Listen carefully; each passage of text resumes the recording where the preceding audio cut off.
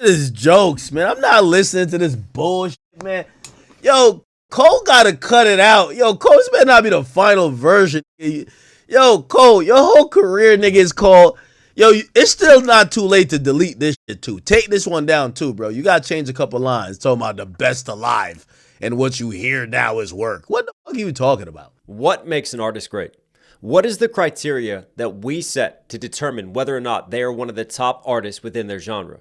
What makes them the best? This is a question that we're going to be forced to answer and forced to discuss when J. Cole drops his double disc album. And as you can see, the gatekeeping narrative police are already out. They're already running interference before J. Cole even gets a chance to speak, before J. Cole even gets a chance to use his art to present his case. I'm interested to see where he's at, but I told y'all the last few years before the fall off, he was talking that talk. He was talking like he wanted war. When war came, he decided he didn't want to smoke, which I respect. I have no problem with him backing out the rap battle, but you can't still act like you competing to be the #1 guy when you had a chance to directly engage. That is and true. You said nah. Now look, I get it. All right, first and foremost, the disclaimer I have to make is I'm a huge J. Cole fan. I've always been a big J. Cole fan. And honestly, the whole Drake and Kendrick situation, I was torn. I struggled to watch Cole handle that situation because I feel like he didn't come out of that unscathed. And honestly, he shouldn't come out of that unscathed. You can't write a 7-minute diss track. You can't say you want war. You can't talk about that you're ready for this. And then when the time comes, after all these shots you've been throwing, after the way that you've been talking, all of a sudden the spotlight's on you. What are you going to do to then turn around and just back out from it all? And sure, for J. Cole, for him and his soul, for him and his moral alignment, that was right for him. And I'm okay with that. I'm okay that he came to that conclusion, that that's how he felt, that that's the principles that he wanted to stick with, that that's how he wanted to move. But I'm also okay with accepting that that is going to come with backlash. That is going to come with critique. And I think it's deserved. You can't cast stones and then throw your hands up afterwards. But at the end of the day, when we zoom out from this and we start to think about legacy, what is J. Cole's legacy? Is it marked by his performance in battles? Because let's face it, J. Cole hasn't really been involved in battles. It's not like we have a long list of examples of beefs where he's thrown back and forth diss tracks where he's been involved in battle scenarios. That's never really been the way in which J. Cole moves. That's never been the way in which he wants to present his art and how he wants to define himself as an artist. Contrast that with Kendrick Lamar, who is a great artist like J. Cole. But for me, Kendrick Lamar has a different mentality, has a different spirit when it comes to battles, when it comes to conflict, when it comes to static. He really is the embodiment of a Gemini. He gives you sort of that warrior spirit, that monk-like spirit at the same time. He walks with two personalities. He kind of dives between the light and the dark, the conflict and the peace, and that's just the way that he's built. That's the way that he's always moved, and it really came to light within that Drake battle. It really came to light within that Drake beef. And I don't think J. Cole is built like that. And take this from my perspective as someone who's been involved in diss tracks, as someone who's been involved in battles. It takes a different type of mentality when you are involved in a battle versus just creating a song, versus sitting down, trying to put together an album, trying to put together a concept and thinking about how that lives in the timelessness of that. It's two completely different skill sets. It's two completely different approaches and mentalities and really just ways of being. Because when it comes to creating art, you're building, you're constructing something, right? You're patterning it out, you're laying out the flows, you're laying out the approach, you're laying out the themes that you want to address, but it's all building something up. It's all creation. Whereas a battle is about destruction. A battle is about finding angles. A battle is about trying to tear down your adversary, going after your opponent, finding their weak spots, trying to throw them off balance, getting under their skin, trying to throw punches, trying to find ways to elevate yourself over that opponent so that the public judges you the winner. On this side, you're tearing down. You're questioning legacies. You're even trying to destroy careers. Whereas this side is about building legacy and careers. And when it comes to a battle, I'm a different person. And I think Kendrick and many rappers who are involved in battles will tell you the same. There's less focus on within, less focus on growth.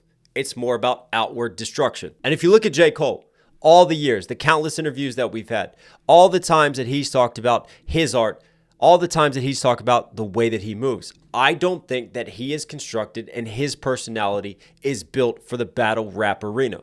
This is what it feels like when you are really in tune with yourself, really in tune with God, when the noise can't enter You know what I mean? This is what it feels like. And even to this day, bro, it's like it's funny because I find myself talking about meditation a lot, but it's not like, but it's only because in conversation I meet people and they're telling me about like things that I went through, and I'm just telling them, oh, this is what I did. I also think another valid way to live is, yo, I'm envious of people who don't have strong desire or strong vision and don't have something.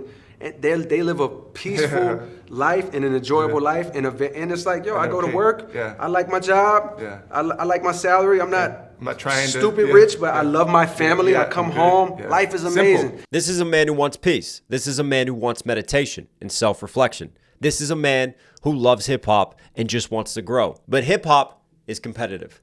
Hip-hop can be a contact sport. And I think it's that nature of competition that has gotten Cole to step outside of his comfort zone. That is one of the reasons why Cole felt like he had to fire. He had to respond to Kendrick. And if you look at the long and complex history of Cole and Kendrick, it's not like the history of Kendrick and Drake. Kendrick and Drake have been going back and forth for a decade now. There's been animosity there. There's been contact. There's been conflict and static. Whereas Kendrick and J. Cole, it's not like there's been a documented history of them going back and forth, of them having hatred with each other. Hell, there was even a point when it was talked about that they were going to drop a collab album together. Kendrick Cole tape. Was that ever real? Oh, yeah, for a second, because he had pulled up on me at No ID spot. I had these beats at the time, and I was playing it for him. In that moment, we talked about, yo, bro, we should do a project. At that time, he not on like that. Him being so excited, because that's a look for him at that point. I think he went to Twitter. Me and J. Cole got something crazy coming. And from that moment, the fan base he had at the time, mixed with mine, like, what you mean by that? We did really, in that moment, talk about it. We ain't never got a chance to like really go in. But I think inevitably, when you have two highly excelled MCs, two rappers who have just incredible pens, and you're talking about their legacies, there's going to be some friction at some point. There's going to be some competition. There's going to be some edge. And even possibly resentment. And I think that edge of conflict, that edge of wanting to be the best, is what ultimately led to J. Cole penning his diss against Kendrick Lamar that he's now deleted. And look, at the end of the day, we're all human, right? Nobody has one set of principles that they stick to all the time, each and every day. Our values can shift over time. How we are can shift. And depending on the time, depending on the place, we could be one way or we could be a totally different direction. There's a lot of complexities, a lot of nuances, a lot of paradoxes to just this singular human experience. And I think it's that paradox of J. Cole wanting to be a builder with his art, with his music, but still operating within the competitive arena, the gladiator style sport of hip hop. And for me, that conflict, those two opposing forces really came to light with how he handled the Kendrick situation. J. Cole, understanding the history, understanding the roots, feeling pressured, feeling like, yeah, this is a natural part of hip hop. Battles happen, conflict happens. I have to do something about this. Versus the J. Cole who leads his personal life, staying out of the spotlight, riding his bike around, going through philosophical discussions with himself. That's the J. Cole who we got, who dropped the diss and then turned around and apologized. That was a very conflicted Cole. And the one thing I really want to stop and point out is that J. Cole absolutely smokes features. He is one of the best feature rappers there is operating in the game. And I think ultimately that's J. Cole's true way of battling. That's J. Cole's idea of competition within hip hop. When he gets on someone else's verse and he shows off his rapping ability and him wanting to have best verse on that cut, on that track. And I think that more aligns with his value system. That more aligns and sits right with his soul. Because in that case, he's not tearing down another rapper. He's not trying to tarnish their legacy, trying to call into question their character. He's just showing and pushing his pen and how good he is. He can continue to build. He can continue to excel. But also, it lets him kind of compromise with the spirit of competition. And also, it lets him push himself and have that drive for still wanting to be considered the best in his lane. So where do we go from here with the fall off? Because amongst the academics, amongst the Charlemagnes, amongst the influencers, I also see a number of hip hop pages sharing posts like this. And this is before this man has really dropped anything. Everybody already wants to start judging. Everybody already wants to start controlling what he can and can't say. All because he backed out of a battle. But J. Cole is not a battle rapper. And is that how we judge true legacy in hip hop? Is it ultimately about the battles that you've won and lost? Because if that's the case, then we should just be discussing battle rappers within hip hop, and we should just be focusing on them and what they do and their win-loss records. Or is it about discography? Is it about body of work? Is it about cultural impact?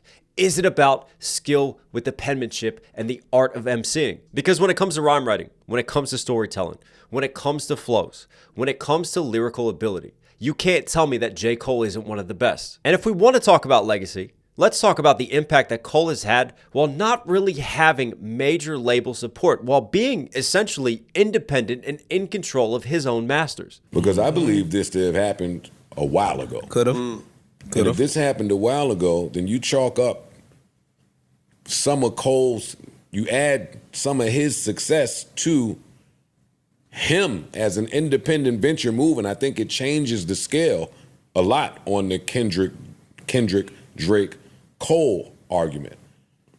I think it does. I agree with that. If Cole has been doing whatever he's been doing For the last, it feels like it though, no?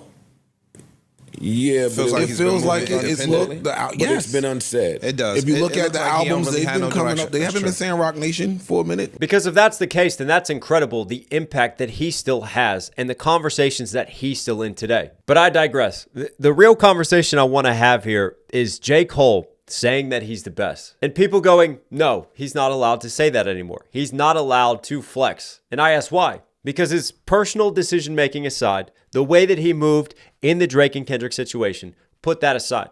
One thing that you can't deny is his penmanship. One thing you can't deny is his body of work. And how do we judge legacy? But what do you guys think? Comment down below and let me know. I really want to hear the thoughts from you. I've got a wide mix. I've got Kendrick fans on this channel. I even have Drake fans who watch this channel. I know I've got J. Cole fans out there. So I want to hear from your guys' perspective on this, because I really think it's an interesting conversation to have within hip hop. And it's shit like this I just love talking about. And hey, maybe I'm way off the mark here, right? I'm just giving you my thoughts and my perspective on it. But for me, I genuinely enjoy having discussions like this, and I think it's important to have conversations around this topic because you're going to see it happen. You're going to see the narrative getting pushed against J. Cole as soon as this album drops. I guarantee you it's coming. Influencers, outlets, they're already lining it up. They've already got their headlines ready to go. The rage bait, the clicking is going to happen. You're going to see it continue to get spun, continue to get pushed, but I don't think it's a bad thing either, because hopefully it makes us take a very long look at the definition of legacy within hip hop. And it makes us take a long look at how we rank our GOATs. And I, for one, am pretty damn excited about this double album. Listen, guys, thank you as always for being here at the end. Do me a huge favor, support the channel directly, subscribe, notifications on. You know, as soon as J. Cole drops, we're going to be all over this. I've got a crazy travel schedule, so I might be in other places trying to film. You might get me in hotels, but I'm going to be on top of this. Don't worry, J. Cole is coming. I'm excited for this. It looks like it's going to be one hell of a year, 2026, man. We had the A$AP Rocky album. We've got a lot more rumored projects on the way. Stay tuned. You want to be tapped in. This is going to be a big year for hip-hop. I can feel it. All right, everybody. Stay safe, stay positive. Take care of this, take care of this. You know, I'll catch you again. If we get a track list and Sir Kendrick Lamar is on that track list. If Kendrick pulls that off, yeah, you were already the boogeyman. Now you're fucked. That's all I'm saying. That's all I've been trying to say, Rory. That's gonna look some type of way. You're saying that makes Cole look like Marco Rubio, of like, like yo, you was dissing this man nonstop. Now you his right hand.